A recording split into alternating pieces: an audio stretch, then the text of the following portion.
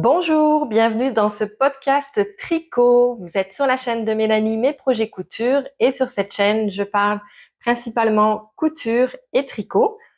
Aujourd'hui, je vais vous parler donc tricot et je vais vous présenter les ouvrages que j'ai terminés, les ouvrages que j'ai en cours et ensuite, je vais vous parler un petit peu de laine teinte à la main. Donc, c'est parti avec le premier ouvrage terminé. J'ai ma machine à laver qui est sur son cycle d'essorage en ce moment. J'espère que vous l'entendrez pas trop. Donc, le premier ouvrage terminé, ce sont les chaussettes Omar que voici.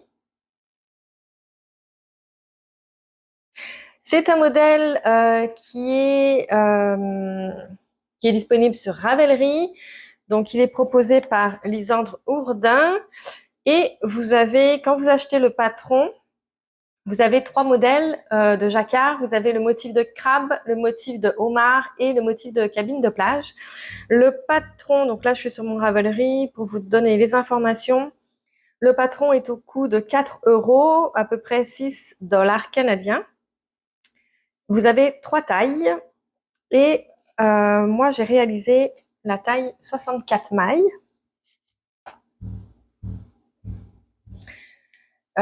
Qui correspond vraiment bien à mon pied. Les premières chaussettes que j'avais tricotées, j'avais fait 56 mailles et je trouvais que ça faisait bien à mon pied. Mais finalement, après avoir testé des 64 mailles, je trouve que c'est plus confortable. Donc ce modèle, je l'ai tricoté avec des aiguilles 2,25 pour les côtes ici. J'ai fait des côtes semi-torse. Je pense que dans le patron, c'est proposé des côtes normales. Je me souviens plus trop.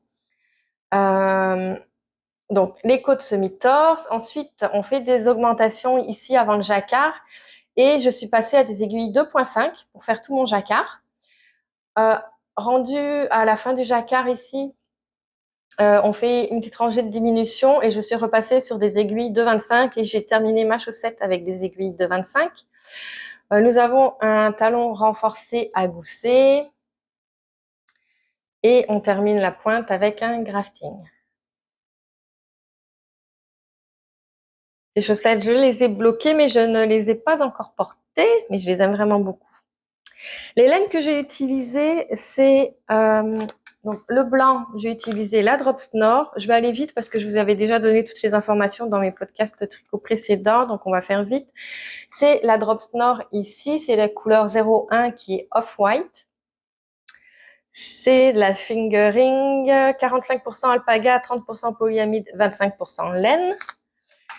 Pour mon jacquard, pour mes petits homards, j'ai utilisé une laine teinte à la main par mes soins. C'est un mélange de 70% mérino superwash, 20% bambou, 10% nylon. Et j'ai réalisé un mélange de jaune et de rouge pour obtenir donc ce rouge un petit peu orangé. J'ai utilisé de la teinture à l'acide de chez Ashford. Je vous en parlerai à la fin de la vidéo. Pour le bleu, donc ça c'était vraiment mes premières expériences de teinture. J'avais vraiment une idée de couleur en tête puisque je voulais faire le homard et je voulais faire la couleur de l'eau. Donc c'est cette pelote ici. Celle-ci c'est 80% mérino superwash et 20% nylon. Et donc j'avais fait un mélange de bleu, de vert et de turquoise. Et il y a certaines zones qui sont restées un peu plus blanches, un peu plus neutres. Donc voilà pour les laines que j'ai teintes. Est-ce que j'avais des choses à dire sur ce patron? Ouais, en fait, je trouvais que les explications à certains endroits, c'était plus ou moins ça. Je me suis fiée aux autres patrons de chaussettes que je faisais en même temps, puisque je tricotais comme deux modèles de chaussettes en même temps. Je pense que si ça avait été mes premières chaussettes, j'aurais peut-être galéré un petit peu. Je trouvais aussi que la laine bleue ici était un petit peu rugueuse quand je la tricotais. Et puis après le blocage, finalement, elle est douce. Elle n'est pas aussi douce que des laines de teinturière professionnelles, mais mais elle est moins rugueuse que quand je l'ai tricotée. Donc, très contente de ces chaussettes. Ah oui, les petits yeux ici, ça se fait par après, donc c'est pas pendant le jacquard. Je vais vous montrer l'intérieur. C'est les petits points qu'on vient broder par-dessus.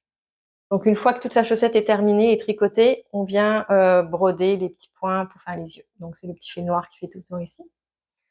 Et puis, mon jacquard est quand même beau à l'intérieur. Il n'a pas l'air très extensible comme ça, mais pourtant, mon pied passe dedans. Donc, très contente de ces chaussettes. J'ai un deuxième projet terminé. Oh, ma machine à laver, elle a fini son cycle. Puis ma machine est vieille. Donc, quand elle a terminé son cycle, si je vais pas ouvrir le capot tout de suite, elle repart pour un deuxième cycle. Donc, je vais aller tout de suite l'arrêter. Je reviens. Me revoilà. Le deuxième ouvrage que j'ai terminé, que j'ai commencé à tricoter au mois de début janvier en fait, il a été plus long que prévu à tricoter puisque j'avais d'autres ouvrages en même temps et finalement je l'ai toujours laissé un petit peu de côté. Donc c'est le Salty Days Sweater de Veronica Lindberg. Je vais vous le montrer tout de suite. Il n'est pas difficile en soi. Donc c'est pas la difficulté qui a ralenti mon processus de tricot. C'est plus c'est ça. Je passais toujours mes autres projets avant. Je vais le remettre. Il était rendu sur l'envers, mais je vais vous le remettre sur l'endroit. Et donc c'est ce pull. Je suis vraiment très très fan, très très contente. La laine est super douce. Il me fait vraiment bien. Je vais vous le passer. Je vous mettrai une petite vidéo ici du pull porté. Donc, ce modèle, vous pouvez le trouver aussi sur Ravelry. Je vais vous donner les informations du patron. Il coûte 6,90 €, qui correspond à peu près à 10,50 $, dollars canadiens. Il se tricote avec un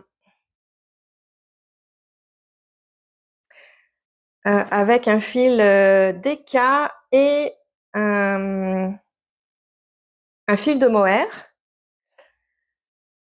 avec des aiguilles 5 mm et 3 mm pour les côtes. Donc ça, c'est ce qui est prévu dans le patron. Vous avez 1, 2, 3, 9 tailles de proposées et le patron est disponible en anglais, en finnois et en allemand. Vous avez également un lien. En fait, le lien, la vidéo est sur YouTube. Donc, vous avez un tutoriel complet pour tricoter ce pull. La vidéo est gratuite. Alors, évidemment, elle vous donne pas les informations de nombre de mailles et tout ça, mais elle vous explique les techniques utilisées dans le patron. Donc, ça, j'ai trouvé ça super. Je l'ai beaucoup regardé au début. Et voilà. Donc, moi, le mien, je l'ai fait avec un fil DK seulement. C'est-tu un fil DK? J'ai utilisé la laine qu'elle propose dans le patron. C'est la Double Sunday de Sandnes Garn. Et au lieu de doubler avec un fil de mohair, comme c'est prévu, j'ai juste utilisé un fil. Donc, j'ai juste pris cette laine. C'est de la 100% Mérino, il me semble. Oui, 100% Mérino. 50 grammes pour 108 mètres. J'avais acheté 9 pelotes. Et c'est la couleur 1001. C'est blanc. Blanc ou écru. J'ai dû le noter quelque part. C'est blanc. J'ai fait un échantillon donc avec juste cette laine-ci sans le mohair et avec un petit produit en croix. Donc j'ai déterminé qu'il fallait que je tricote la taille M. Et je suis vraiment contente. La taille est parfaite. La seule difficulté que j'ai eue, c'est pas une difficulté, c'est au niveau des manches. Alors, je vais vous parler un peu de la construction, mais rapidement, puisque je vous en ai déjà parlé. Il il se construit d'abord, donc le dos ici qui se travaillait à plat, jusqu'à de chaque côté ici, on fait un raglan. Ensuite, on vient relever des mailles ici et ici pour tricoter les épaules, donc on est toujours à plat. On tricote le devant à plat également, jusqu'à en dessous ici de la manchure. Ensuite, on rejoint le devant, le dos, on finit de tricoter en rond. On vient relever les mailles pour les manches et on vient relever les mailles pour le col qui est double. Donc, je l'ai cousu à l'intérieur. Il est replié sur lui-même. Ce sont des côtes semi-torses, donc c'est prévu tel quel sur le patron. Et j'ai terminé mon ourlet et mes poignets avec un rabat à l'italienne, un rabat à l'aiguille à l'italienne, qui donne un résultat élastique et quand même très joli. Donc, ce qui est arrivé avec ce pull, aussi, c'est pour ça qu'il restait un petit moment de côté, c'est que j'ai tricoté une manche et j'ai vraiment suivi des explications. Donc, j'avais un poignet qui était long comme ça, comme requis dans le patron. Et quand je l'essayais, il me manquait à peu près 7 cm. C'était quand même beaucoup, là, 7 cm. Et je voulais pas fermer, je voulais pas le rallonger. Je me suis dit, ça va être un très grand poignet, ça va faire bizarre. Et j'avais peur aussi de manquer de laine. Donc, je me suis dit, je vais laisser le fil attaché à ma pelote. Et j'ai tricoté ma deuxième manche, donc avec mon autre bout de pelote. Donc, j'avais ma pelote au milieu, j'avais un fil qui était sur une manche, qui était terminée. Et je tricotais mon autre manche avec l'autre fil. Donc, j'ai traîné ma pelote tout du long de ma deuxième manche. Et puis, en fait, j'ai bloqué mon pull comme ça. Donc, avant de faire, j'ai pas rentré tous mes fils. Avant de rabattre mes mailles, j'ai bloqué mon pull. Je me suis dit, oh, c'est du 100% mérino. Il est fort probable que ça s'étire un petit peu. Et finalement, après le blocage, la longueur des manches était parfaite. Donc, j'étais soulagée. Donc, j'ai eu assez de laine et la longueur des manches, super. Parce que j'avais déjà tricoté un pull, la longueur des manches était comme vraiment trop longue. J'étais obligée de faire un repli. Et puis, le deuxième pull que j'ai fait, c'est le contraire. C'était un petit peu trop court. Celui-ci est parfait. Il me reste encore pas mal de fils à rentrer puisque on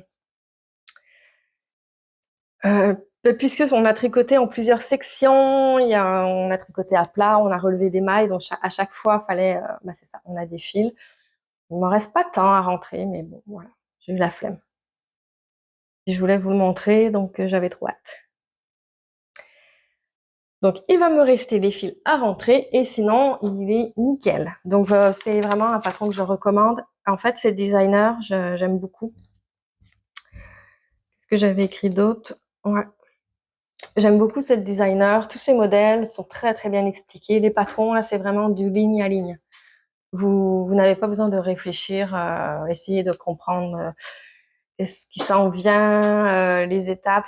Tout est vraiment très, très clair. Alors, les patrons sont en anglais, mais si vous tricotez en anglais, ça va super bien. J'ai utilisé les 9 pelotes pratiquement, j'ai utilisé 430 grammes et ce que je vous ai montré, c'est juste ce qui me reste. Ensuite, je vais vous parler des projets en cours. J'ai un projet qui est pas mal avancé. Je peux le chercher. Le premier ouvrage dont je vais vous parler, c'est la blouse maude de Fable Knitwear. Je vous en avais parlé dans ma dernière vidéo. C'est un patron que vous retrouverez sur Ravelry également. Il coûte 78 couronnes, je ne sais plus trop. Ça correspond à peu près à 10,50 $ en dollars canadiens. En euros, je ne sais pas. C'est des couronnes quoi? C'est des couronnes... elles viennent de où? Je vais regarder. Norvégiennes. Ça doit être ça puisque le patron est disponible en anglais et en norvégien. Il se tricote avec 2 fils dentelle tricotés ensemble. Donc elle nous suggère un fil mohair et soie. Il est disponible en 8 tailles, c'est ça? Ouais, en 8 tailles, donc de la taille X small à 4XL. Il se tricote avec des aiguilles 3,5 mm.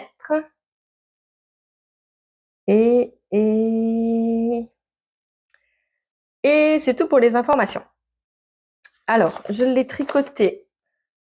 Je vais vous le montrer avant de vous donner plus de détails. Je suis rendue ici. Hop, la manche. Je pense que je vous avais montré juste le col. J'avais juste fait les côtes, je crois, la dernière fois que j'étais venue vous voir. Donc là, j'ai tricoté tout le corps. J'ai terminé une manche. Oups, ah, je l'ai essayé, puis il y a l'envers. J'ai terminé une manche et il me reste une manche à faire. En fait, une manche, elle est déjà bien commencée, hein. Il me reste juste la partie du bas de la manche à faire. Donc, on tricote ici des côtes, sont des côtes 1-1. On a derrière une petite patte de boutonnage.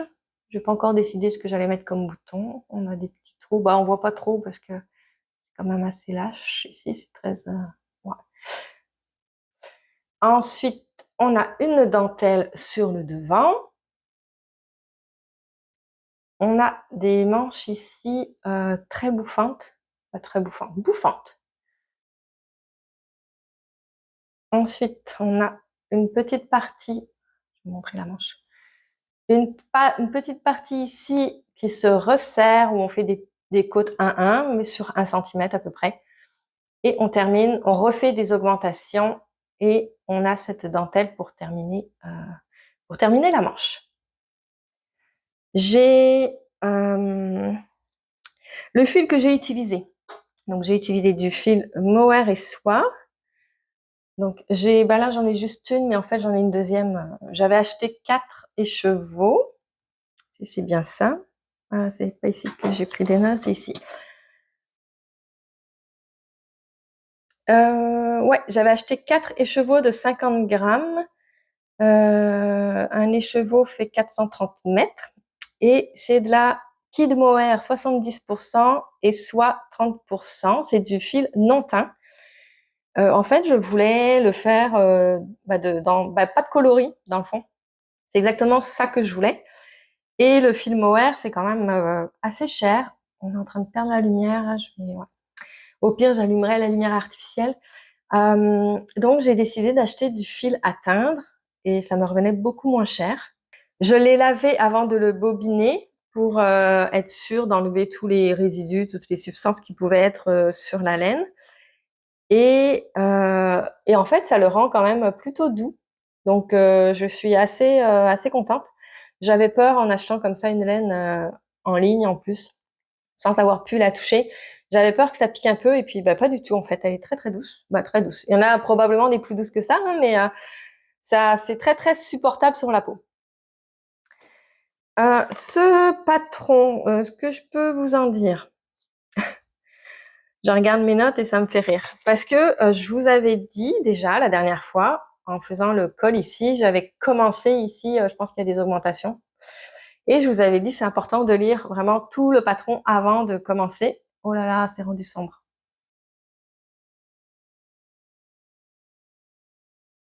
On va attendre un peu. Si ça revient pas, je vais allumer la lumière. Donc je disais, oui, je vous disais de lire toutes les étapes dans le patron avant de commencer, puisqu'elle nous faisait faire plusieurs choses en même temps. Et faites ce que je dis, mais ne faites pas ce que je fais, puisque j'ai continué et j'avais manqué une étape. Donc en fait, j'avais commencé toutes les augmentations et j'avais oublié d'embarquer sur la dentelle en même temps. Donc j'ai dû défaire. Et là, avec les augmentations, la dentelle, le ci, le ça, j'étais pas capable de récupérer mes mailles. Donc finalement, j'ai tout redéfait jusqu'à mon col, jusqu'aux côtes. Là, j'ai récupéré mes mailles, j'ai réussi. Et je suis repartie, mais j'ai pris en note sur ce petit calepin. Oh, je peux pas vous montrer tout exactement, mais ouais, non, je pourrais pas vous le montrer parce que c'est quand même un patron payant. Mais j'ai écrit, je vais vous montrer comme ça. par rang. 1, 2, 3, 4. Étape par étape, tout ce que je devais faire pour être sûre de rien oublier, parce qu'il y a quand même pas mal de choses à faire en même temps. Et vraiment, je cochais à chaque fois là. Et même si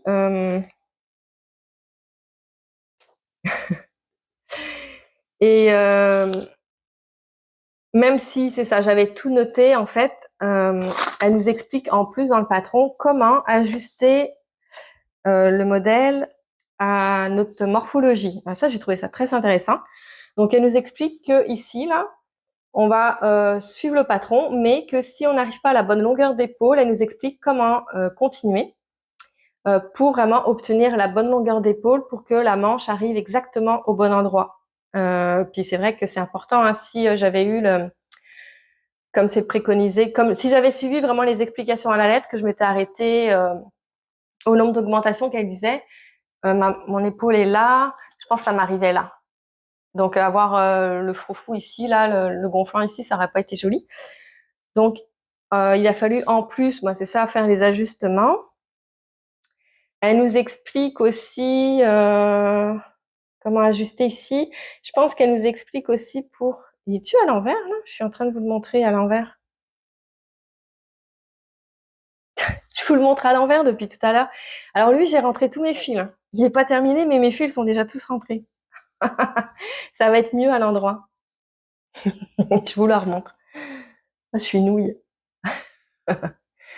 Voilà la dentelle à l'endroit, ce que ça donne. C'est quand même plus joli.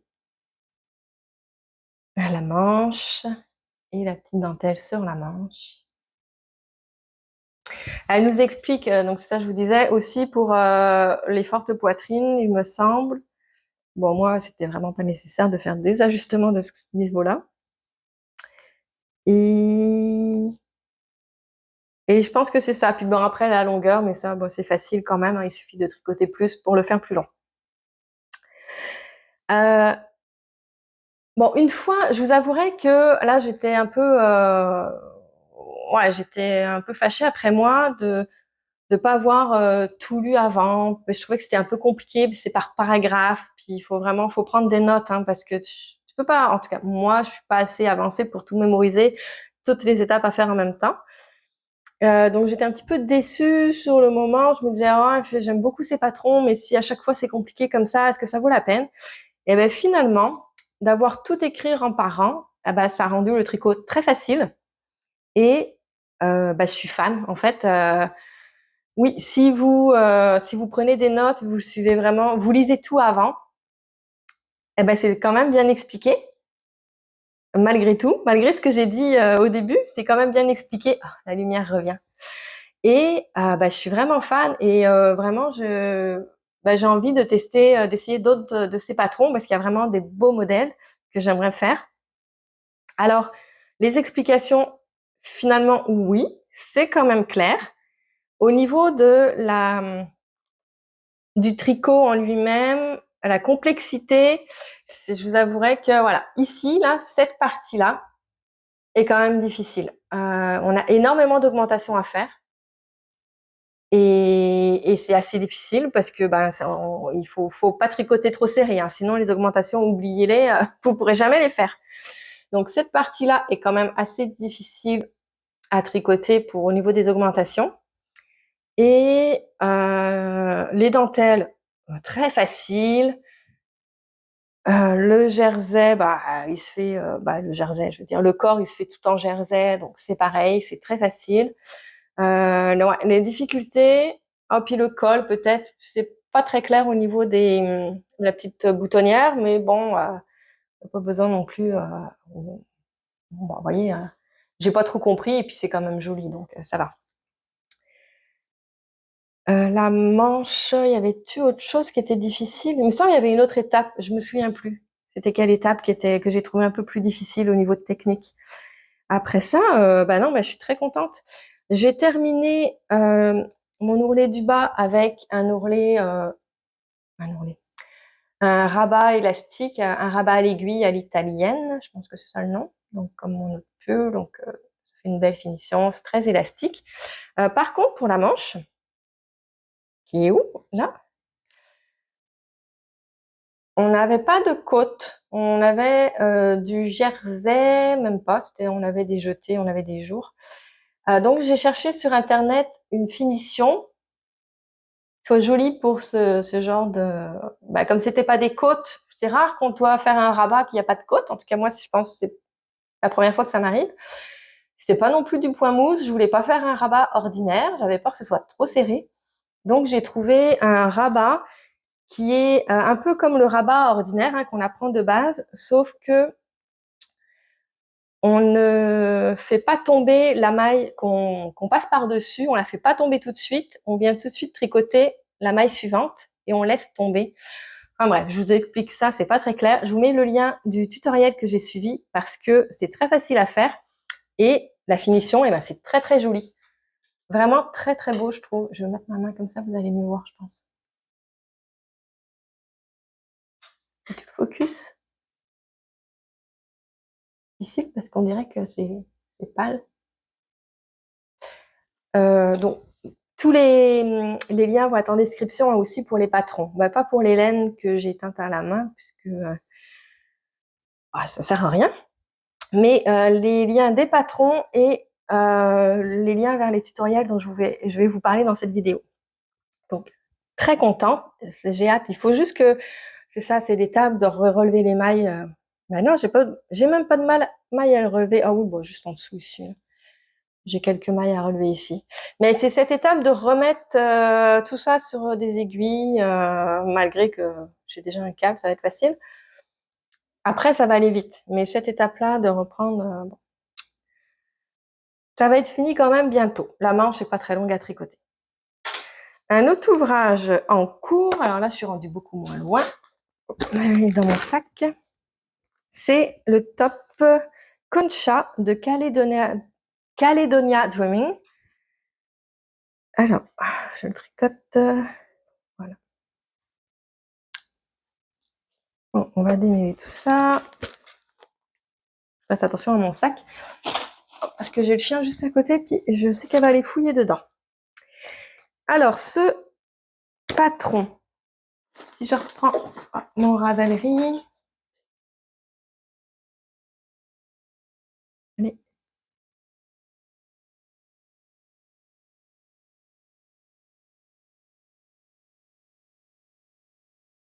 Concha. Donc, c'est un petit top à bretelles qui se tricote en jersey avec un genre de petit motif au travers. Et il est terminé, toutes les bordures sont terminées avec un point au crochet. Vous trouverez le patron à 6,50 € qui fait environ 10 $ canadiens. Il est proposé de la taille X small à la taille 5XL. Le patron est en français et en anglais. Il se tricote avec un fil de grosseur worsted, mais je n'ai pas utilisé ça, et avec des aiguilles 4 mm. Pour ma part, alors il se tricote, elle l'a tricoté en lin. C'est un petit top d'été, donc il se tricote de préférence avec une laine, c'est ça, pour une fibre pour l'été. J'ai eu beau chercher du lin, j'en ai pas trouvé. Même un mélange lin-coton, j'en trouvais sur des sites en ligne, mais j'avais envie de toucher la matière. Et en magasin, j'en ai pas trouvé. En même temps, j'ai pas trop cherché non plus parce que je voyais les prix en ligne et c'était encore... c'était pas dans mon budget. Puis, je pouvais en commander à teindre un mélange de... Alors, j'ai pas pris du lin, j'ai pris un mélange de mérino et coton. Donc, j'ai commandé, c'est un 50% mérino, 50% coton. Je vais prendre l'autre pelote, je pense. Et j'ai pas trouvé de worsted, je l'ai commandé en DK. Alors, moi, je l'ai acheté, donc il était à teindre, donc il était couleur, pas blanc là, mais couleur naturelle. Et donc, je l'ai teint à la teinture à l'acide. Alors, j'en ai acheté 3 écheveaux. un écheveau, je vais vous dire ça, il fait 100 grammes et vous avez 211 mètres dedans. Donc, c'est 50% Merino Superwash, 50% coton.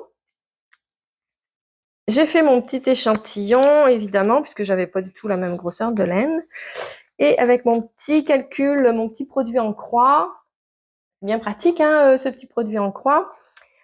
Donc, j'ai déterminé qu'il fallait que je fasse la taille 2. Et je suis rendue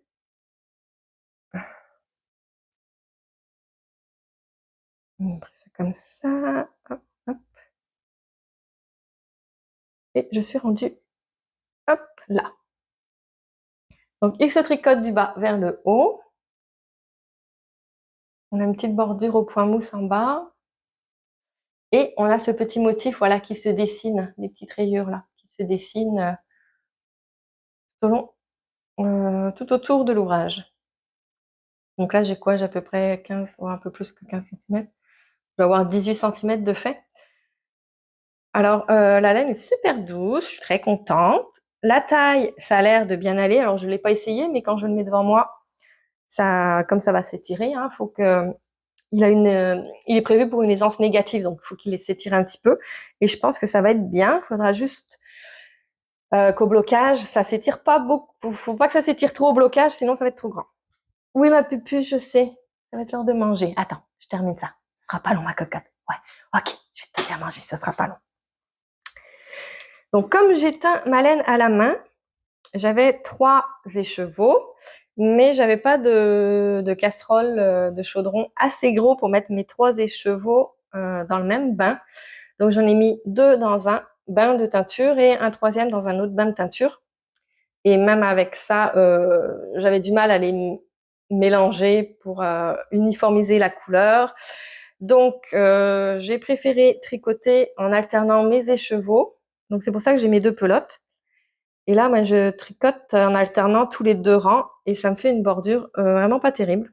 En tout cas, au début, c'était vraiment moche. Là, ça va un peu mieux au niveau de la tension. Je vais vous montrer ça. Vous voyez, hein, c'est pas très très beau.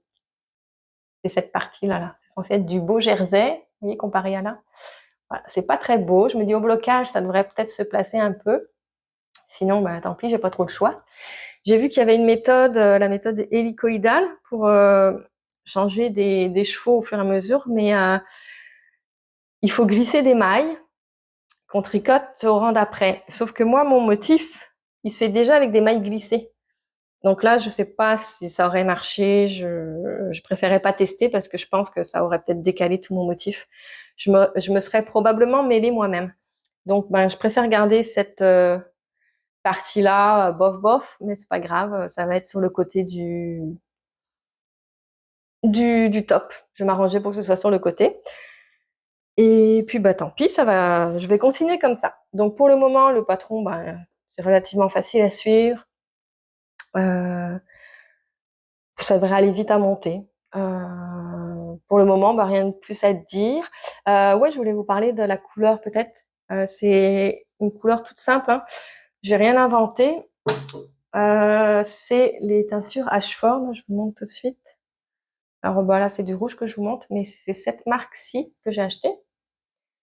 Et quand on va sur le site du fabricant, donc Ashford, faut fouiller un peu, hein. J'ai eu du mal à trouver au début, mais on a des fiches PDF avec des... je vais vous les montrer d'ailleurs. Est-ce que je vous les montre tout de suite? Je vais vous les montrer après. Donc, on a des fiches PDF et ça nous indique, bon, ben, telle couleur, comme par exemple le rouge, vous en mettez tant de millilitres avec une autre couleur, tant de millilitres, et ça vous donne donc le mélange vous donne tel résultat. Donc, on a toute une grille comme ça. Oups. Et donc, j'ai utilisé la couleur qu'eux, ils proposent, qui s'appelle Grape. Excusez mon accent, donc raisin en français. Et donc, ben, j'ai juste suivi la recette et j'ai fait cette teinture. Alors, normalement, sur de la laine, 100% laine, ça aurait donné plus foncé. Mais comme il y a du coton et que les teintures à l'acide ne prennent pas sur des fibres cellulosiques, Donc en fait, la teinture a pris seulement sur la fibre animale, donc le mérino, qui est à 50% dans la pelote. Donc la couleur est plus pâle que la couleur que j'aurais pu obtenir sur un 100% mérino. Mais en fait, c'est exactement ce que je voulais. C'est parfait. Donc, c'en est tout pour mes projets en cours. J'en ai juste 2 parce que je me suis rendu compte que quand j'en ai trop, bah, ça avance pas en fait. Et je veux que ça avance. Je vais vous parler j'ai un achat que je vais vous montrer. Et ensuite, on passe à la teinture de la laine. Non, je vais donner à manger à Chanel avant. Et ensuite, je viens vous reprendre pour parler de mes achats et de la teinture de laine. À tout de suite. Me revoilà. Alors, le seul achat que j'ai effectué, c'est au début juillet, début du mois de juillet. C'est le club tricot de Bamister d'Hélène Biscotte. Donc, c'est un kit que l'on reçoit le premier du mois. Non, c'est pas tous les mois, c'est aux 2 mois. On reçoit un patron exclusif pour le club tricot de Bamister. Donc, j'ai reçu le patron de la chaussette, des chaussettes Sunrise and Shine. Et je vais vous montrer le modèle. C'est celui-ci. Alors, il ne sera pas disponible sur Ravelry. Je pense que après un certain temps, ils sont disponibles à la vente ou gratuits, je ne sais pas en fait. Mais pour le moment, il n'est pas disponible autre que le club mystère. Hop. Alors, avec le patron, on reçoit un écheveau ou 2, donc ça dépend. Des fois, on a un écheveau de 100 grammes et un mini pour le talon, la pointe, etc. Ce mois-ci, j'ai reçu un écheveau qui est la collection Louise Robert. Est-ce que la couleur rend bien? Je pense que ouais. C'est peut-être un petit peu plus vert ici. Donc, on a du jaune, des speckles, rouille, vert, on dirait un petit peu. Ici, en tout cas, on a un petit peu de vert. C'est la Super Sock, 75% Merino Super Wash, 25% nylon. Et on a 100 grammes, 400 mètres.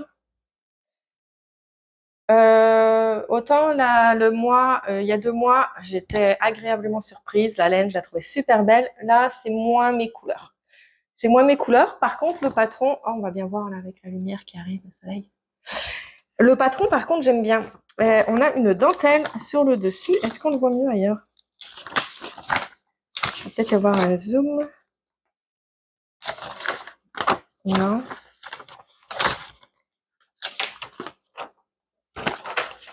Donc, je pense que c'est un modèle de chaussette. Donc, vous avez la chaussette droite, la chaussette gauche, j'ai l'impression. C'est ça, jambe droite, jambe gauche. Donc, on va avoir la dentelle qui va être vers l'extérieur de la chaussette. Ouais, voilà, on la voit bien là. J'aime bien le patron. Bon, c'est des chaussettes, alors je me dis, bah, même si j'aime pas trop la couleur, c'est pas grave, je vais la passer dans mes chaussettes. Donc, ça sera pas pour tout de suite, à moins que je les fasse pendant mes vacances, je vais être en camping, c'est un petit projet que je pourrais amener, on va voir. En fait, c'est le seul achat que j'ai fait, et je vais pouvoir vous parler de ma teinture, que j'ai commencé il y a quoi, il y a 2 mois à peu près. Je vais chercher mes petits échantillons. Alors, je vais vous montrer mes fiches dont je vais vous parler. Je peux vous les montrer parce que c'est disponible gratuitement. Je vais vous mettre le lien vers les fiches si ça vous intéresse. C'est mes notes de recettes. Je vais peut-être les enlever, sinon avec le plastique, ça va peut-être pas bien voir. C'est ce genre de fiches, vous voyez. Donc tout ça, ce sont les couleurs. Non. En haut, ce sont les coloris donc qu'ils vendent, les petites poudres, les petits pots comme ça. Là. Donc vous avez des couleurs primaires, vous avez des couleurs d'autres couleurs. Et selon la concentration que vous mettez, vous voyez par exemple ici, pour faire du orange, c'est 72 millilitres de jaune avec 36 millilitres de hot pink et ça vous donnerait ce orange-là. Vous avez des recettes comme ça et je vais vous montrer les autres. Ça permet d'obtenir d'autres coloris.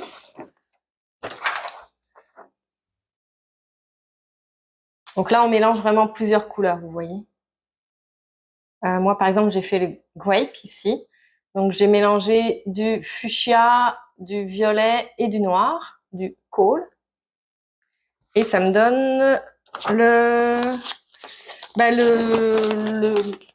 la couleur raisin que je vous ai montré juste avant. Donc, j'ai trouvé ça bien pratique. Alors ça, je les ai pas trouvés tout de suite, en fait. Donc, j'avais commencé à faire de la teinture avant d'avoir vu ça. Je sais pas où le mettre. On va mettre ça. Et donc, j'avais fait mes premières couleurs. Donc, j'avais fait le rouge. J'ai tout mis sur ma table à repasser, là. Je vais la rapprocher, ça va être beaucoup plus simple. Donc ça, je l'avais fait vraiment au hasard, un mélange au hasard. Donc je serais incapable de le reproduire. Là, c'est pareil, hein, j'avais fait complètement au hasard. Je suis très contente, mais je serais pas capable de reproduire le même. Donc après, je me suis dit, bon, je vais prendre des notes.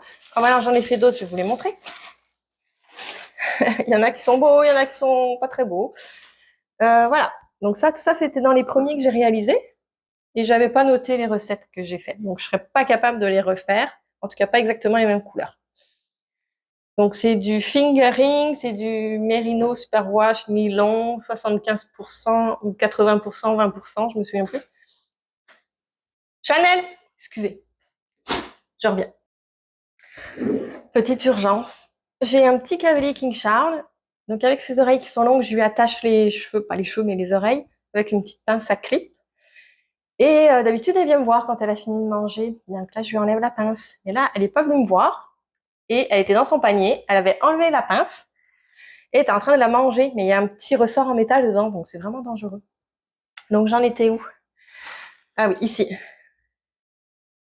Donc j'ai fait un mélange, je sais même plus lequel, pour obtenir une couleur. En fait, j'essayais de faire une couleur framboise et je voulais des nuances. Et pour aller avec, c'est le même bain, mais je l'ai pas mis en même temps. J'ai fait un mini, donc lui je l'ai plongé en premier pour avoir une couleur plus foncée. Lui je l'ai plongé après. Donc je voulais obtenir quelque chose de plus clair. Finalement, c'est pas beaucoup plus clair. Et je l'ai plongé doucement. Donc ici, je voulais un solide. Mais finalement, c'est un semi-solide. Ici, je voulais vraiment quelque chose de gradient, nuancé. Donc ça, ce sont mes premières. C'était pour faire des chaussettes, mais finalement, c'est trop pareil. Donc, je peux pas les mettre ensemble. Ça, c'était mes premiers tests. J'avais testé ensuite. Et je vous montre tout ça parce que je vais vous expliquer quelque chose après. Parce que on fait des erreurs et c'est comme ça qu'on apprend.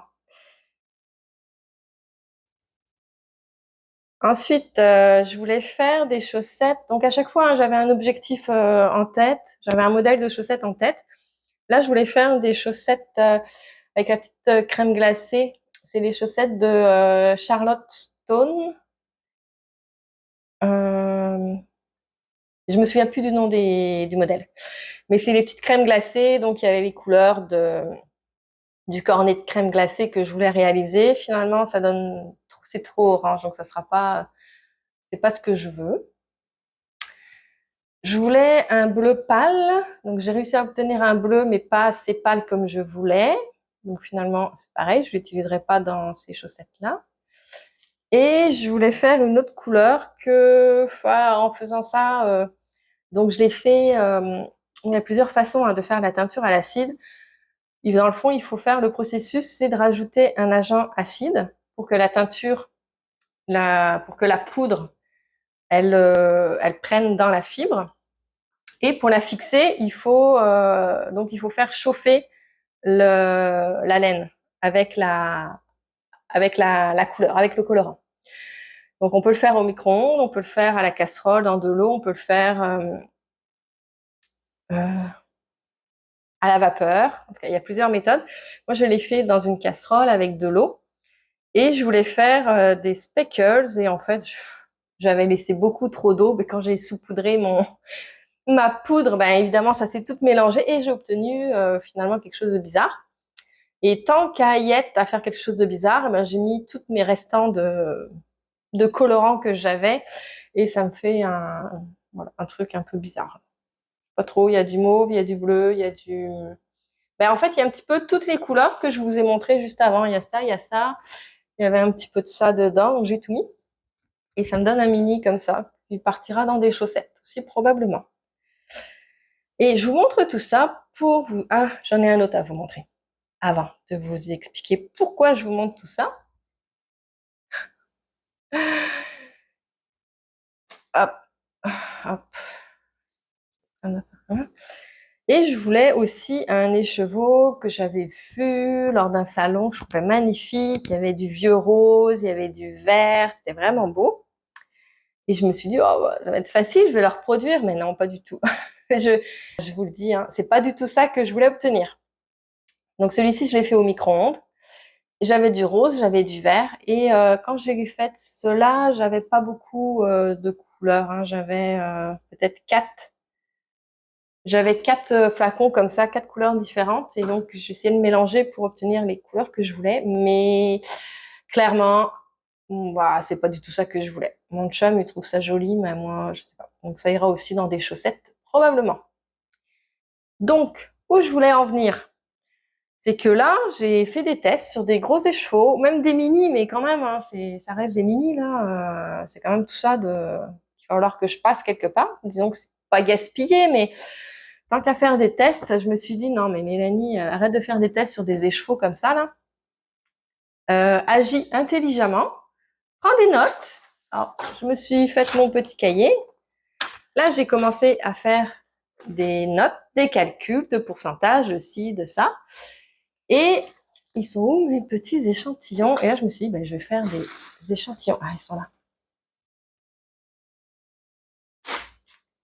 Et je me suis amusée. Comment je vais vous montrer tout ça? Bon, allez, il faudrait que j'aille acheter des étiquettes plus petites. Là, j'ai eu la flemme de retourner en magasin, mais voilà, j'ai fait des échantillons. J'ai fait des mini écheveaux de 1 gramme. Donc, j'ai pris un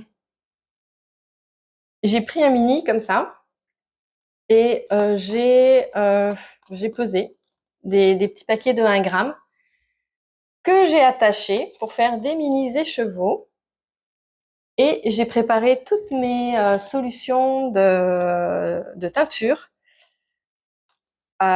pour 1 gramme de laine. Alors, j'avais tout noté exactement. Donc, c'était 0,1 millilitre.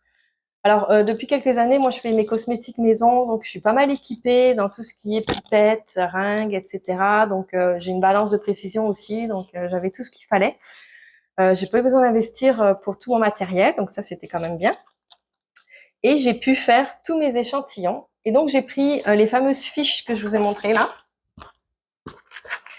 qui, elles, sont écrites pour du 100 grammes. Donc, tout ce que je vous ai montré là, c'est des solutions. Ah, bon, là, vous verrez pas avec la lumière, mais tout ce que je vous ai montré tantôt, c'était des recettes pour des écheveaux de 100 grammes. Alors, j'ai tout calculé pour des mini écheveaux de 1 gramme. Et j'ai noté. Hop, je leur ai mis des petits numéros. Donc, lui, c'est le numéro 7, c'est la couleur turquoise. Lui, c'est la couleur... c'est quoi la couleur? Saphir. Ah, non, ça, ce sont pas les mélanges. Ce sont les couleurs telles quelles, telles que je les ai achetées. Donc, pas de mélange. C'est les teintures que j'ai achetées. Donc, j'en ai racheté parce qu'il m'en manquait. Donc, je les ai toutes achetées. Donc, ça, c'est les couleurs unies. Puis, après, là, j'ai fait les mélanges. Donc, ici... Vous voyez, tous mes petits mélanges. Et le fameux raisin, c'est celui-ci. Vous voyez, il donne beaucoup plus foncé sur de la laine. L'autre est à côté, là. Oh, je vais l'attraper. Vous voyez? On voit bien comme ça. Ah! Hop! Non, j'arriverai pas. Hop, comme ça.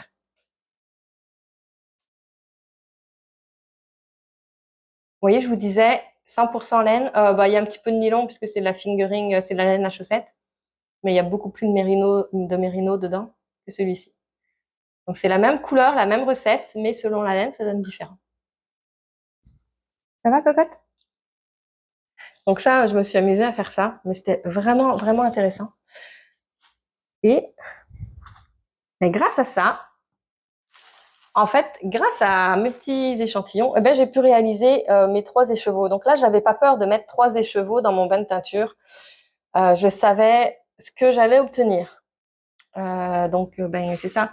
Si vous voulez faire des tests de teinture, vous aussi, je vous conseille de faire des petits tests avant d'embarquer sur des gros écheveaux, parce que des fois, on a des résultats, pof, pof.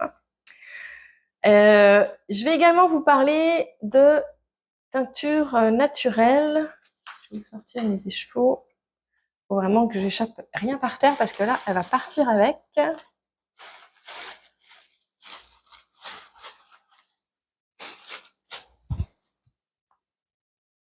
Comme je fais des cosmétiques, j'ai beaucoup de poudre de plantes à la maison.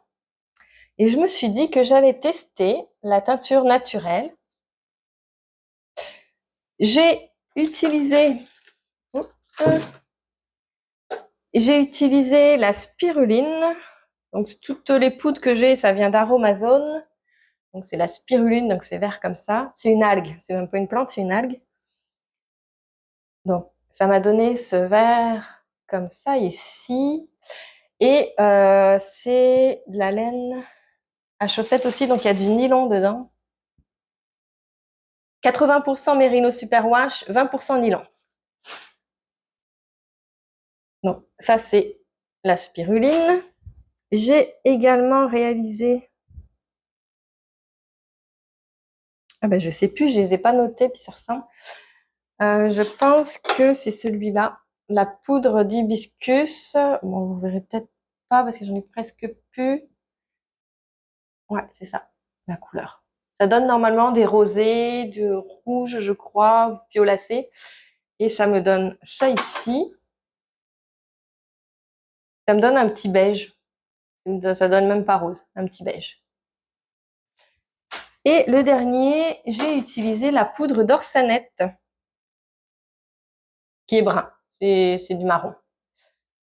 Ça donne des tons violets normalement comme teinture. Là, ça m'a donné un petit brun, un petit caramel. Et je me suis rendu compte par après, donc j'ai continué mes recherches, que en fait, la teinture naturelle, ça prend pas sur le nylon.